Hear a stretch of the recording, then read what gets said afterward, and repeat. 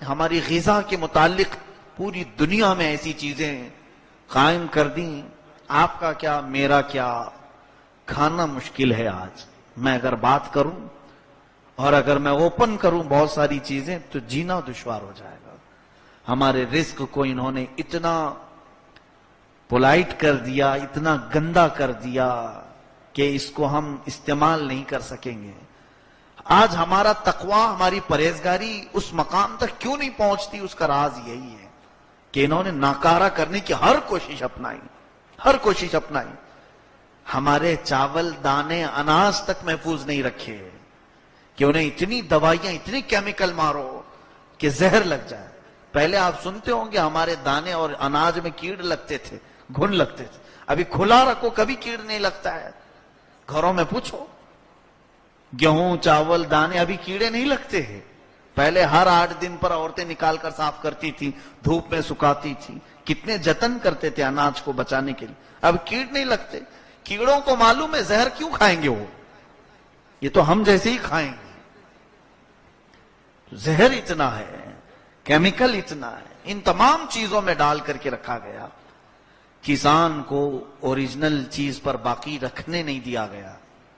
ہماری کون سی غذائیں باقی رہ گئی ہیں، حتیٰ کہ ابھی ہم ڈرتے تھے مرغیوں کے سلسلے میں۔ یہ جتنی مرغیاں بکتی ہیں آج، چکن، اس کی ایجاد 1960 میں ہوئی ہے۔ یہ برائلر چکن جو آیا ہے یہ اوریجنل پہلے کی مرغی نہیں ہے۔ پہلے چکن کھانے کا اتنا رواج نہیں تھا، تو بعد میں جب چکن کا یہ رواج بڑھنے لگا، ریکوائرمنٹ زیادہ ہوئی، تو امریکہ اور یورپ کے چند ممالک نے اس کو ایک ٹرائل سے گزارا کہ چکن زیادہ چاہیے اب قوم کو، ریکوائرمنٹ زیادہ ہیں، تو انہوں نے ترکی کی ایک مرغی اور ایک کچھ مرغی کے اختلاط سے، ان کی مکسنگ سے یہ برائلر چکن تیار کیا، جس کو تیار کرنے کے بعد اس کے بڑھانے کے لیے ظاہر سی بات ہے ہمارے گھر میں جو مرغی پلتی ہے، اب تو شاید کسی کے گھر میں نہیں ہوگی، بہت کم، وہ تو 6 مہینے کے بعد تو تھوڑا دیکھنے کے قابل ہوتی ہے، سال بھر کے بعد کاٹنے کے قابل ہوتی ہے کہ کاٹیں تو کچھ گوشت ملے گا۔ اور اگر ہم وہ دیسی مرغیوں کے انتظار میں رہیں تو بہتوں کو تو چکن نہیں ملتا، تو یہاں قوم کو چکن سپلائی کرنا تھا، تو ایسی مرغیاں لاؤ مارکیٹ میں کہ بہت جلدی بڑھیں۔ عقل کا ہم کبھی نہیں استعمال کرتے۔ آپ نے کبھی دیکھا کہ یہ صرف 40 دن میں بڑی ہو کر کے آتی ہیں؟ یہ جو مرغی ہماری مارکیٹ میں پہنچتی ہے، یہ انڈے سے نکل کر مارکیٹ میں پہنچنے تک صرف 40 دن کی ہوتی ہے، اور اتنی بڑی۔ نیچرل کیا یہ چیز ممکن ہو سکتی ہے؟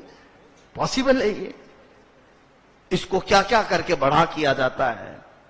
ہمارے ایک ساتھی ہیں، وہ بڑے ریسرچ اسکالر ہیں، بہت اچھے، انہوں نے اپنی تحقیق پیش کی 1960 میں جب یہ برائلر چکن کو لایا گیا تو اس کے کئی مقاصد تھے۔ انہوں نے جو غذا اس کو کھلانا شروع کیا اس مرغی کو، ایک بات یہ بھی میں بتا دوں، مرغی آپ یہ برائلر چکن خرید کر کے اپنے گھر پہ پالو، 40 دن میں نہیں بڑی ہوگی آپ کے ہاں۔ اس کے پالنے، اس کی فارمنگ ہوتی ہے، پورے طریقے ہیں، اس کا جو فوڈ ہے، اس کا جو کھانا ہے وہی آپ کو کھلانا پڑے گا، اس کو جتنی ریکوائرمنٹ ہے اتنے انجیکشن دینے پڑیں گے، وہ ساری فارمنگ سکھائے جاتے ہیں، مرغی فارم والے جانتے ہیں اس کو جو غذا دی جانے لگی، وہ کون سی غذا ہے میں آپ کو بتاؤں۔ یہ جو چکن ہم نے خود کم کر دیا، ہو سکے تو آپ بھی کم کر دیں، اس کا کچھ نعم البدل اختیار کر لو۔ مجھے اختیار نہیں آپ کے کھانے پینے پر میں روک لگاؤں، لیکن مشورہ ضرور دے سکتا ہوں۔ آپ کا اختیار ہے، آپ عمل کرنا چاہیں کر سکتے ہیں۔ ہاں، اس بات کو سمجھ کے چلیں کہ بعد میں جا کر کے آپ نے یہ نہیں کہنا کہ مفتی صاحب نے چکن کو حرام کہہ دیا ہے۔ حرام میں نہیں کہہ رہا ہوں، آپ کو اس کے مضر اثرات، اس کے نقصان دہ چیزیں بتا رہا ہوں، صرف اس لیے کہ یہ ہمارے خلاف بنائی گئی مرغی ہے، ہمارے خلاف بنائی گئی مرغی ہے۔ اس کو لایا گیا مارکیٹ میں، اور امریکہ میں اور یورپ میں سب سے زیادہ جس چیز کا گوشت کھایا جاتا ہے وہ غلیظ جانور ہے، پورک کا استعمال وہ زیادہ کرتے ہیں، خنزیر کھاتے ہیں۔ تو جب خنزیر کو بھی زیادہ سپلائی کرنا پڑا تو انہوں نے جو غذا بنائی خنزیر کی کہ وہ جلدی بڑا ہونے کے لیے اس کو بھی انجیکشن لگائے جاتے تھے، اور خاص جو غذا کھلائی جاتی تھی، یہ جانوروں کے پیٹ کی اوجھڑیاں سب نکالی جاتی ہیں، انہیں سکھایا جاتا ہے اور سکھا کر کے اس کو پیس کر کے اس کی غذا بنائی جاتی ہے، اور اس میں خنزیر کے پیٹ کا بھی ہوتا ہے، اس کے پیٹ کا بھی، بیلوں کے پیٹ کا، بھینسوں کے پیٹ کا، وہ غذا جو ہے یعنی اوجھڑی اور گندگی جتنی ہے اسے سکھا کر اس میں کچھ کیمیکل بنا کر ملا کر ان جانوروں کو کھلاتے ہیں تو تیزی سے بڑھتے ہیں۔ وہ خنزیروں پر جو انہوں نے ٹرائل کیا تھا وہی غذا اس برائلر چکن کو بھی کھلائی جانے لگی، سیم وہی غذا، وہی فوڈ جو خنزیر کو کھلا کر فارمنگ کی جاتی۔ یہ آتھینٹک چیز میں بتا رہا ہوں آپ، یہ جو برائلر چکن کا فیڈ یا اس کا کھانا ہے یہ سب پورا جو ہے وہی بنا کر کے وہ جڑیوں کو سکھا کر انہیں کھلایا جاتا ہے، یہ کھلائیں گے تبھی بڑی ہوں گی۔ اچھا چلیے وہ کھا کر کے کچھ بھی کھا کر کے بڑی ہو، ہمیں اس سے مطلب نہیں، ہماری دیسی مرغیاں تو کیچڑ بھی کھا لیتی ہیں، کچھ بھی، کوئی اگر مجھ سے یہ کہے مجھے اس کے کھانے پر اعتراض نہیں، لیکن جب اس کے اثرات جسم پر کیا پڑتے ہیں یہ دیکھا گیا۔ میں میرے ساتھی کے بارے میں جو بتا رہا ہوں، انہوں نے اپنی تحقیق پیش کی کہ اس مرغی کے جو اثرات ہیں، جسمانی صحت تو خراب کرنی ہی کرنی ہے اس کو، جسم، بہت سارے لوگوں کو جسم پہ آ رہا ہے، ان کے لیے یہ بات ہے کہ ہارٹ، بلڈ پریشر، یہ تمام بیماریاں چکن سے سب سے زیادہ آ سکتی ہیں۔ یہ برائلر چکن جو 40 دن میں ہمارے گھر میں آئی ہے، اس سے بیماریاں تو ہے ہی ہیں، لیکن جو مجھے لگی بات، ایسی بیماریاں جب پہلی مرتبہ انہوں نے مجھ سے یہ کہا کہ حضرت یہ بہت بیماریاں ہیں، کہا ہم کون سی صحت مند غذا کھا رہے ہیں، ہمارا چاول بھی پاک نہیں آتا، سب بیماریاں کھا رہے ہیں تو یہ ایک بیماری کھا لیں گے کیا ہے؟ کہا نہیں، مجھے ڈر اس وقت لگا جب انہوں نے اس کا دوسرا نیگیٹو اثر کیا بتایا، کہا کہ ہم نے یہ بھی دیکھا کہ اس چکن کے استعمال کرنے سے انسان کے اندر خاص طور پر جو روحانی اثر آتا ہے وہ یہ ہے کہ اس کے اندر شہوتیں بہت زیادہ بڑھتی ہیں، خاص طور پر ہومو سیکسول زیادہ بڑھتا ہے، ہومو سیکسول، ہم جنس پرستی، مرد کا مرد سے خواہش پوری کرنے کی خواہش، عورت کا عورت کے سے، گے اور لیزبین کی کثرت اسی چکن کی بنیاد پر آئی۔ اس دن سے مجھے ڈر لگنے لگا کہ اگر کہا جاتا کہ بیماریاں ہیں تو ہم تو سنتے ہی آ رہے ہیں کہ اناج میں بیماری، اس میں بیماری، اس میں چکن میں بھی ہوگی اور 2 بیماریاں ساتھ لے لیں گے، لیکن جہاں یہ اخلاق کی تباہی سامنے آئی، ڈر لگنے لگا کہ اس کو جو غذا کھلا کر کے بڑا کیا جا رہا ہے، اس چکن کو جو غذا کھلا کر کے بڑا کیا جا رہا ہے، اس کے گوشت میں یہ تاثیر ہے کہ کھانے والے جنسی شہوت کے بہت بڑے پجاری بن جاتے ہیں، ایسے کہ وہ کنٹرول نہیں کر پاتے۔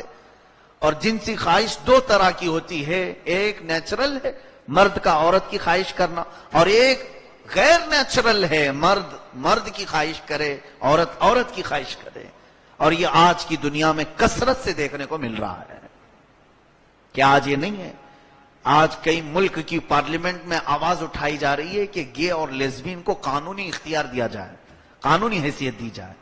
اور ہالینڈ ایک ایسا ملک ہے جہاں اگر لڑکا لڑکے سے شادی کرے تو وہ سٹیزن شپ دے دیتے ہیں، ویزا ایشو کرتے ہیں، ان کو چاہیے یہ سارے خسرے وہاں جا کر کے جمع ہو جائیں، سارے خسرے ہی کہتے ہیں ان کو جو نامرد ہوتے ہیں، ان لوگوں کا ملک بن جائے۔ میرے عزیزو، یہ کیوں بنائی گئی آج مجھے سمجھ میں آیا۔ اللہ تعالیٰ نے ان کے مکر اور ان کے دجل اور ان کے فریب سے بچانے کے لیے ہمیں آیت بار بار یہ پڑھائی ہم کو، ورنہ یوں ہی ہر رکعت میں ہی مولا یہ نہیں کہلواتا ہم سے غیر المغضوب علیہم ولا الضالین، اے اللہ ہم کو یہودیوں اور عیسائیوں کے راستے پر نہ چلا۔ حضرت ابو منصور عبد القاہر بغدادی رضی اللہ تعالیٰ عنہ ایک بزرگ گزرے ہیں، بہت پائے کے بزرگ، غوث پاک رضی اللہ تعالیٰ عنہ کے زمانے کے بزرگ، شیخ عبد القاہر بغدادی، ان کی لکھی ہوئی کتابیں بھی، انہوں نے بہت ساری پیشین گوئیاں کی ہیں. پیشین گوئیاں مطلب بعد میں آنے والے حالات کو، فیوچرز کے بارے میں جو بتایا جاتا ہے، پریڈیکیشن جس کو کہتے ہیں. تو حضرت عبد القاہر بغدادی رحمت اللہ علیہ نے کچھ پریڈیکیشنز، کچھ ایسی بھی باتیں بتائی ہیں کہ جب 2000ویں سال کی ابتدا ہوگی، یعنی یہی سینچری 2000 سال کی 21ویں صدی شروع ہوگی، یا پھر 19ویں صدی یا 20ویں صدی کا آخری حصہ ہوگا، تو انہوں نے لکھا ہے کتاب میں کہ مسلمانوں میں خنزیر کھانے کا رواج ہو جائے گا. تو شروع میں علماء نے اس کو ریجیکٹ کیا، یہ بات سمجھ میں نہیں آتی، کیوں مسلمان بھلا خنزیر کھائے گا؟ ابھی پاکستان کے چند علماء نے اس کتاب کو پھر سے دوبارہ سامنے لائے اور کہا کہ حضرت عبد القاہر بغدادی رحمت اللہ علیہ نے جو فرمایا تھا کہ 20ویں صدی کے بعد مسلمانوں میں خنزیر کا رواج آ جائے گا، اگرچہ اوریجنل خنزیر نہیں کھاتے لیکن اس کے پیٹ کی غذا کھا کر بڑی ہوئی چکن جو کھاتے ہیں، شاید اسی کی طرف ان کا اشارہ رہا ہوگا، اسی کی طرف ان کا اشارہ رہا ہوگا. اور ہمارے ایک بزرگ نے بہت پیاری مثال بیان فرمائی، علامہ احمد یار خان نعیمی رحمت اللہ علیہ، کہ ان مرغیوں کے کھانے کی وجہ سے جو ہماری آج حالت بنی ہے، کوئی آپ یہ مت سمجھیں کہ پورا میٹر مرغی کے خلاف ہو گئے ہیں. کچھ تو بات ہے جو کہہ رہا ہوں، کوئی تو بات ہے. مجھے ایسا نہیں ہے کہ میں چکن نہیں کھاتا، میں بھی کھاتا ہوں. اللہ مجھے بھی عمل کی توفیق عطا کرے، آپ کو بھی. جتنا ہو سکے ہم چھوڑ سکیں، جتنا ہو سکے اوائڈ کریں. یہ نہیں ہے کہ ایک ساتھ ہم اپنے معاشرے سے نکال دیں، ایسا مشکل ہے. لیکن جب اس کے مضر اثرات ہمارے سامنے آئے، دیکھیے آپ کو ڈاکٹر، اچھا والا جو ڈاکٹر ہے وہ پہلے یہ بتائے گا کوشش کرو کہ دوائی استعمال نہ ہو، پرہیز ہی پہ رہو. ہوتا ہے یا نہیں؟ زیادہ سے زیادہ کوشش یہ کرو کہ پرہیز کرو دوائی استعمال کرنے سے، بہتر ہے. یہی بات میں بھی کہہ رہا ہوں، آپ سے یہی میں گزارش کر رہا ہوں کہ وہ وقت نہ آنے پائے کہ اس کی خراب اثرات ہمارے جسموں پر آئے. علامہ احمد یار خان نعیمی رحمت اللہ علیہ نے بڑی پیاری بات فرمائی جو لگتی ہوئی ہے. ان دیسی مرغیوں میں اور یہ فارم مرغیوں میں بڑا فرق ہے. ان کی عادتیں کھانے کی وجہ سے ہمارے اندر آئی بھی ویسی ہیں. اس کی بری عادتیں میں بتاؤں، یہ برائلر چکن کی بہت بری عادت، دیسی مرغی میں ایسی نہیں ہوتی ہے لیکن اس کے اندر بہت بری عادت. پہلی عادت تو یہ ہے کہ یہ کبھی بھی اپنا ڈیفنس کرتی ہی نہیں ہے. اس کو آسانی سے کوئی بھی پکڑ سکتا ہے، ہوتا ہے نہیں. اور دیسی مرغی دوڑا دوڑا کے تھکا دے گی آپ کو، نہیں ملتی، ہاتھ میں آتی نہیں ہے. اور یہ جو فارم مرغی ہے تھوڑی دیر کک کک کک کرے اور اس ہاتھ میں آ جائے، یہ زیادہ اپنا ڈیفنس نہیں کرتی. ایک اس کی بری عادت یہ ہے، کوئی پکڑے پہلے اپنا بھی ڈیفنس نہیں کرتی اور دوسری مرغی کو کوئی پکڑ رہا ہے تو اسے بھی کچھ نہیں کرتی، کچھ نہیں کرتی. دیسی مرغی میں یہ ہے کہ اس کے بچوں کو پکڑنے جاؤ تو ٹھونک مارے گی، وہ بچاتی ہے اپنے بچوں کو. اس کی بری عادتوں میں یہ بڑے بزرگ نے لکھا ہے. کیوں؟ اس لیے کہ جو جس چیز کو زیادہ کھاتا ہے اس کی عادتیں اس کے اندر آتی ہیں، اس کے اندر آتی ہیں. ہاں اسی لیے آپ دیکھیں یہ یورپ والے، امریکہ والے خنزیر زیادہ کھاتے ہیں اور خنزیر غلیظ ہوتا ہے، یہ غلیظ کام زیادہ کرتے ہیں، زیادہ کرتے ہیں. شہوت ان کے اندر زیادہ ہے، ہر طرح کی گندگی کر جاتے ہیں، بے حیا ہیں. اس کی وجہ یہ ہے کہ خنزیر سب سے زیادہ بے حیا جانور ہے، اس کے اثرات ان کے اندر ہیں. جو قوم جس چیز کو کھاتی ہے اس کا زیادہ اثر اس کے اندر آتا ہے. اور اس مرغی کی ایک بری عادت اور یہ بھی ہے کہ دکان مالک یا قصاب مرغی کو پکڑتا ہے، اس کے سامنے کاٹتا ہے اور یہ کھانے میں مصروف رہتی ہے. یہ اپنے چاول دانے کھا رہی ہے، اس کے سامنے ہی دوسری مرغی کٹتی ہے، اپنی باری کا انتظار کرتی ہے. اور کیا ہے، تھوڑی دیر میں پنجرے میں ہاتھ ڈال. بہت ساری دکانوں پہ تو میں نے دیکھا پنجرے میں بھی نہیں رکھتے، وہ نیچے ہی چھوڑ دیتے ہیں. کہاں بھاگے گی؟ کہیں نہیں جاتی ہو. سامنے کٹتے ہوئے دیکھتی ہے، وہ کبھی نہیں کچھ کرتی۔ اس مفسر شہیر نے بہت اچھی بات کہی کہ اے مسلمانوں، اسی کی عادتیں ہمارے اندر آج آ گئی۔ آج ایسا ہو گیا کہ دشمن تمہارے اوپر حملہ آور ہے، تم ڈیفنس کرنا ہی بھول گئے۔ آج مار کھا رہے ہو، سو رہے ہو، مار کھا رہے ہو، سو رہے ہو۔ جو ہماری بات تھی ایک ڈیفنس کی، کوئی ہاتھ تو لگائے کسی ہمارے مسلمان کی طرف، ہم پورے کے پورے جاگ جاتے ہیں۔ آج روز ہم سنتے ہیں خبریں، وائرل کیے جانے والے ویڈیو دیکھنے کی بھی ہمت نہیں ہوتی، لیکن ہم دیکھ کر کے سو رہے ہیں یا نہیں؟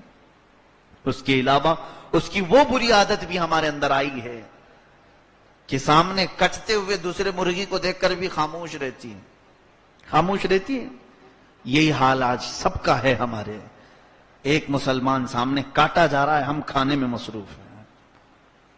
اسی برائلر چکن کا ہی اثر ہے کہ سب یہاں پر فارم مرغیاں بن گئے۔ ہماری حالت آج فارم مرغی کی طرح ہے کہ ہم سب دیکھ رہے ہیں، اس کے باوجود خاموش کھانے پینے میں مصروف ہیں۔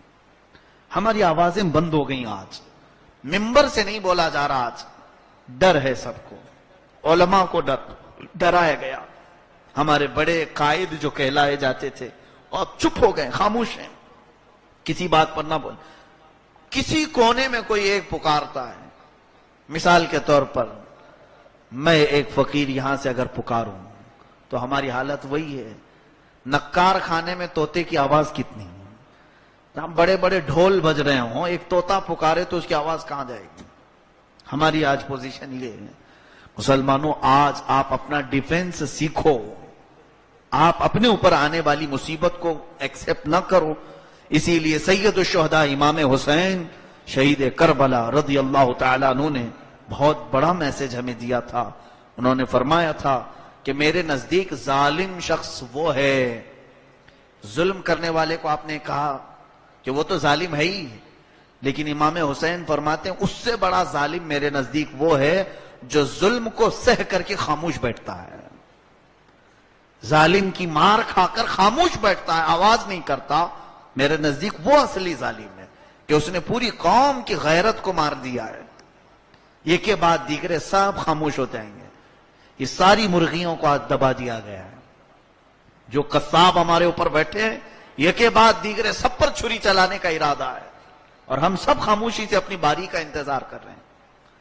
سب جگہ یہی سناٹا طاری ہے، ہم باریوں کا انتظار کر رہے ہیں، ڈرے سہمے ہیں۔ یہ ماحول کیوں پیدا ہوا؟ یہی انہوں نے بنا کر کے رکھا ہے اس طرح سے۔ اٹھو وگرنہ حشر نہ ہوگا پھر کبھی، دوڑو کہ زمانہ چال اپنی چل گیا۔ اور کہا گیا ہے ہمیں جگانے کے لیے، جگہ جگہ کے تھک چکے ہیں تمہیں یہ ہنگامے، مسافروں روش کارواں بدل ڈالو۔ اپنے راستے کا جو طریقہ تم نے بنایا اس کو بدل ڈالو۔ آج میں ان نوجوانوں کو ڈھونڈ رہا ہوں، وہ کہاں چلے گئے جن سے پورا محلہ ڈرتا تھا؟ وہ کہاں غائب ہیں آج؟ کیا ان کی طاقت اپنے آس پاس کے بچوں کو دکھانے کے لیے؟ تمہارا رعب، تمہارا جلال، تمہاری ساری ایکٹیویٹیز کہاں غائب ہو گئی؟ ساری جگہوں پر الحمدللہ مسلمانوں کا ایک رعب تھا، اس کو غائب کیسے کر دیا گیا؟ ڈرا کر، دھمکا کر۔ تم اتنے جلدی اپنے ڈیفنس کو کیسے بھول گئے؟ لوگوں کو ایسا لگتا ہے کہ میں کچھ بھڑکانے کی بات کر رہا ہوں، نہیں، میں تو اپنی عزت بچانے کی بات کر رہا ہوں۔ ہاں، آپ سیکھو یا نہ سیکھو، یہ میرے اوپر فرض ہے۔ میرے گھر کی عزت پر اگر بات آئی تو میں کھڑا ہو سکتا ہوں، تو جب میرے نبی کی عزت پر بات آئے تو کیوں نہ کھڑا ہو؟ جب قرآن کی عزت پر بات آئے تو کیوں نہ کھڑا ہو؟ لیکن آج یہ سارے حالات ہمارے ختم ہو گئے ہیں۔ اسی لیے میں اس آیت پر لے آنا چاہتا ہوں، واپس آ جاؤ۔ میرے رب نے جو فرمایا وہ سچ ہے۔ ایک ہی علاج ہے، راستہ بدلو، راستہ چینج کرو۔ آپ جو راستے پر چلے ہو وہ راستہ ہمارا ہے نہیں۔